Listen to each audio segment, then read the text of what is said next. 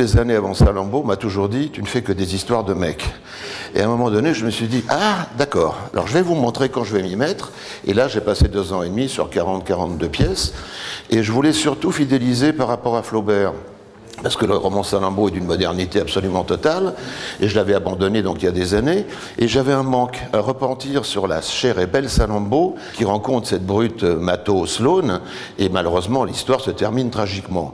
Et je me suis dit, s'ils s'étaient mariés, si Mato n'était pas mort, si Salambot avait vécu, et je me suis dit, bon, je vais la transposer dans un univers futur. C'est aussi un travail de graphisme et de peinture.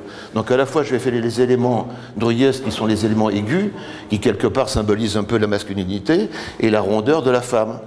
La rondeur ancestrale, parce que c'est la gestation, parce que c'est la beauté du monde, et c'est les formes. Donc à la fois, il y a un travail qui revient à celui de la bande dessinée, parce que techniquement, ça s'appelle, comment dire, acrylique, crayon de couleur, pastel, plusieurs techniques mélangées, et en même temps, jouer avec la déformation du corps, et revenir aussi à l'ancestralité, justement à la totémisation de la femme. Les anciennes sculptures néandertaliennes, il y a 15 ou 20 000 ans, ou 30, dès qu'ils ont commencé à créer la femme, ils comprenaient la maternité. Je rassure, la femme n'est pas faite uniquement pour faire des enfants, on est bien d'accord.